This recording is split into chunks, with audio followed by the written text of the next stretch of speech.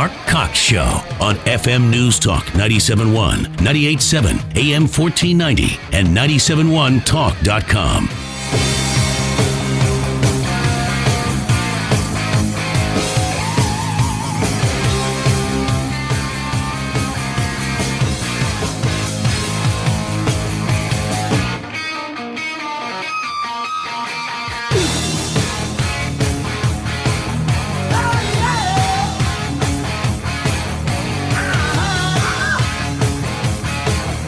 Don't just ignore the naysayers and the critics. I mean, we're very accustomed to this. Look at what you were saying. People are saying, don't invite Kellyanne on TV anymore. I have news for them.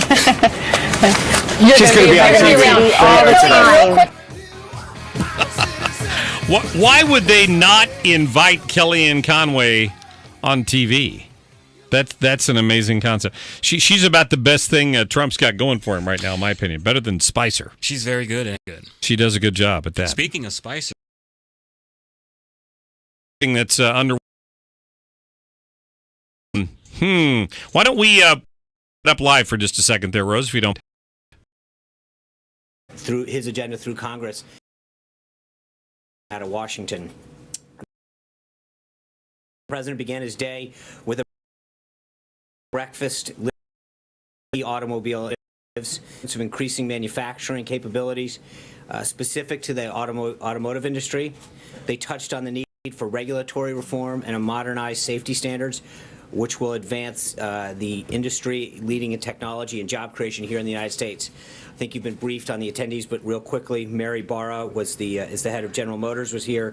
Former Governor Matt Blunt, the president of the American Automotive Policy Council, Mark Fields of Ford, Craig Gilden of General Motors, Roger Carr of Fiat Chrysler, Sergio Marchioni of Fiat Chrysler, Zio Jockey, the head of government affairs for Ford, and then from the administration, Jared Kushner was on hand, Reince Priebus, Steve Bannon, Stephen Miller, Gary Cohn, and Hope Hicks. Then the president signed a series of executive actions that will move our country towards energy independence, but more importantly, really continue to get Americans back to work. The president started by signing a memorandum to fulfilling a major promise to secure swift approval for the Keystone Pipeline. The memorandum invites TransCanada to resubmit their proposal and directs agencies to approve it without delay. There's an energy revolution that's going to happen in this country, and in spite of the bureaucratic and political barriers that have been in place in the past, we're ready to move forward. Oil and gas production is up significantly in the last decade. And Thank you, Sean Spicer. I appreciate that. A round of applause, please. What a breath of fresh air after the lack of energy policy of the previous administration.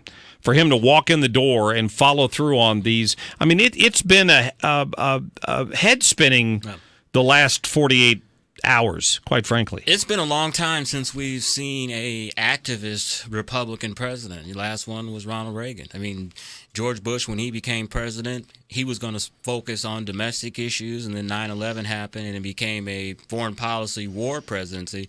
But he didn't really advocate and really try to get things done domestically like what we've seen with Donald Trump. And, you know, regardless of what you think of him, everything that he's doing, from withdrawing from TPP to this pipeline to some of these executive orders, he's keeping his campaign promises. Here's the biggest thing Trump has going for him, in my opinion. People continue to underestimate him. Yeah. Don't you think? We saw it in the primary, certainly. Yeah. Business people he's worked with throughout his life have underestimated him. So when he says that he brings a project in under budget and on time, he means it. And here's what I think is going to be interesting. I want you to listen to this. I got this bite for you earlier today. This is the president of Mexico on agreeing to reopen negotiations on NAFTA. And I'm not quite sure the guy really understands what he is about to let happen here. Es evidente que Estados Unidos. It's evident that the U.S. has a new vision for its foreign policy. With this reality, Mexico is obligated to take action to defend its national interests. It's clear we must start a negotiation. There are some who suggest Mexico should have an aggressive posture. Others who see the asymmetry between countries suggest submission. None of these postures is a solution. neither confrontation nor submission. The solution is dialogue and negotiation. This dude is not going to know what hit him. Yeah. Can I just tell you that? Yeah. He's going to think Speedy Gonzalez just went by him in those negotiations.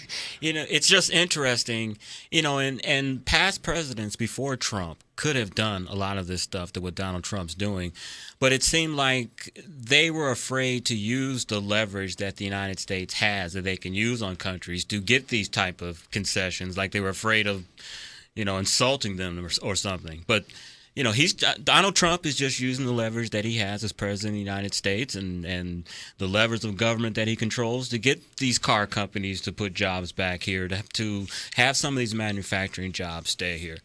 As conservatives, I don't know if we so much like an activist leader, government like that, but I have to say right now, from what we've had the last 8 years, I like it, and I'm looking forward to what happens in the next coming months and years. Yeah, I couldn't agree with you more. It's such a change from having somebody who's there to serve the established principles and practices. Like, for example, I try to think to myself, what would be happening right now if Ted Cruz had won the primary and battled Hillary Clinton to a virtual draw and actually managed to win the election like Donald Trump did?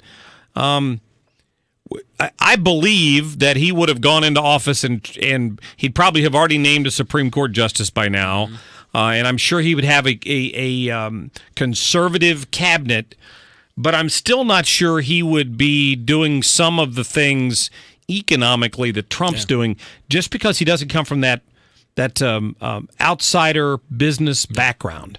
And, for better or for worse, we'll find out if down the road this has some of the negative consequences some of his opponents are warning about. But, right now, look, did you hear me read about Kroger and Walmart and these auto executives and talking about the jobs that they're already bringing back? I mean, I believe now, as we get farther and farther away from the election, that Donald Trump was truly the only Republican candidate that could have really beat Hillary and could have won the nomination. Because if you look at it, could Ted Cruz, Marco Rubio, or any of the other 16 candidates, could they have won the blue-collar, white, Democratic votes in Wisconsin, Pennsylvania, and Michigan?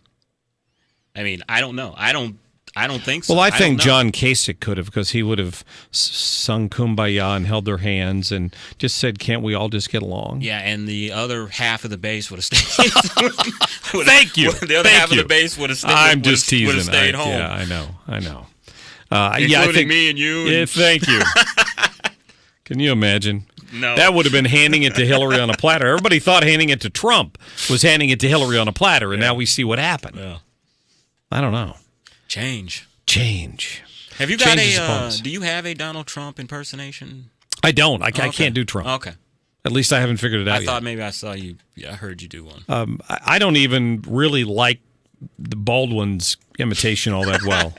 I thought the guy that I hired that time to do some Trump stuff had it better Trump imitation than Baldwin. Okay. Didn't you? Trump here. This is going to be huge.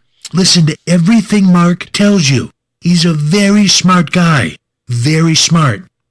Like you mix you mix the hand signals in with it. He's got the intonation down. Mm-hmm.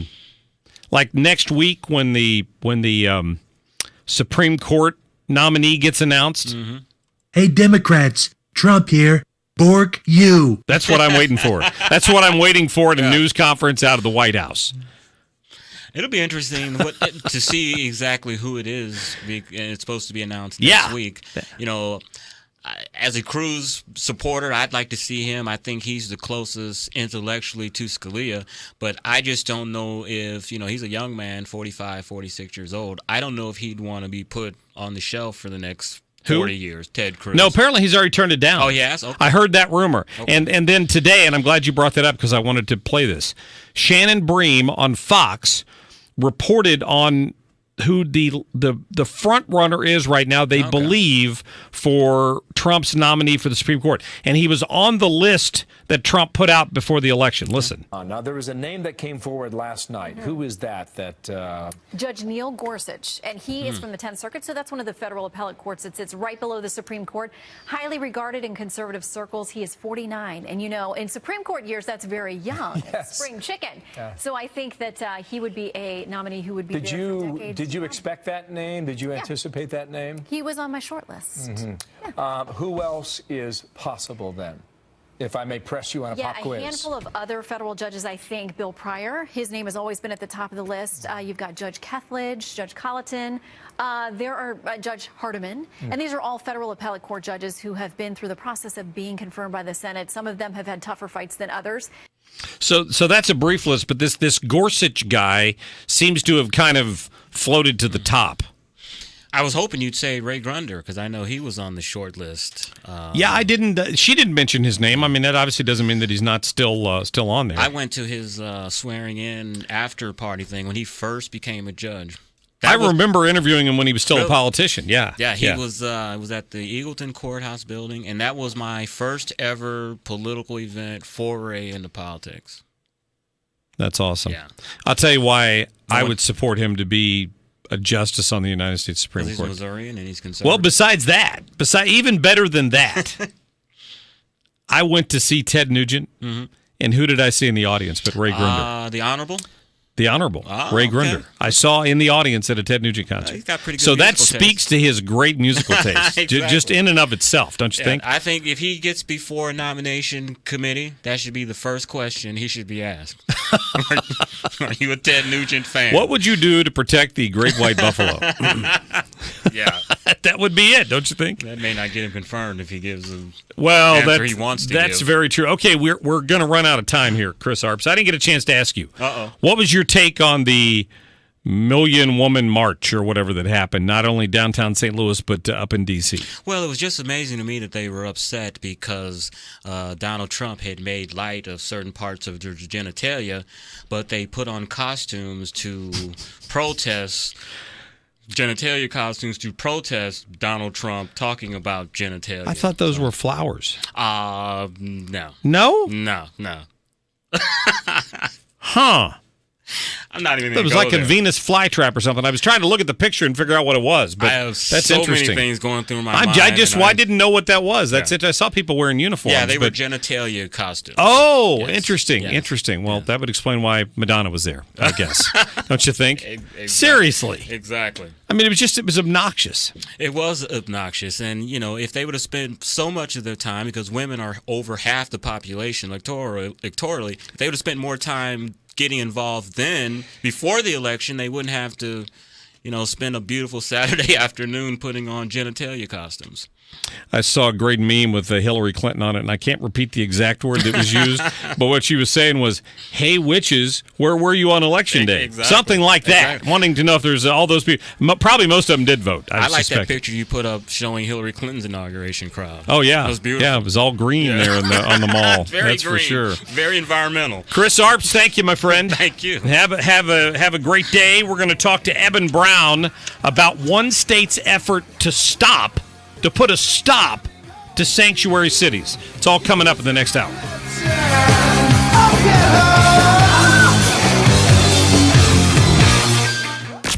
This hour of the Marc Cox Show brought to you by Naputi Wellness. NaputiWellnessCenter.com.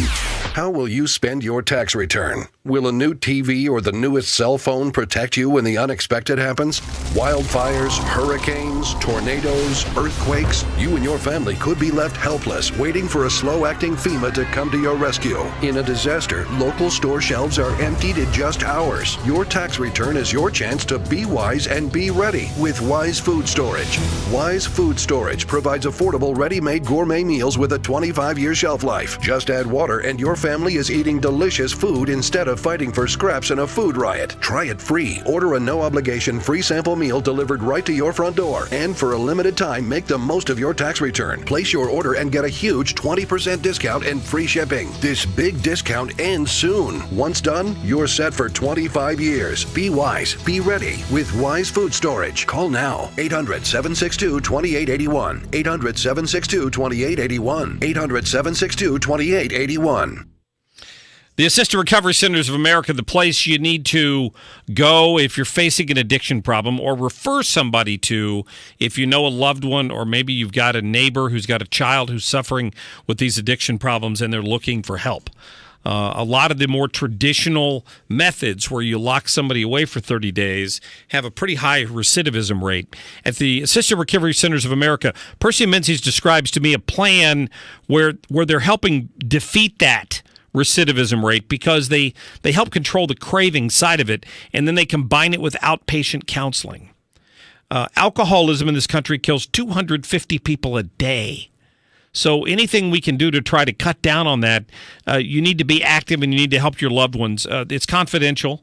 They treat a lot of professionals there, such as lawyers and doctors and attorneys. A couple of locations, one in South City, one out in West County. Call them at 314-645-6840, or just go to their website, arcamidwest.com.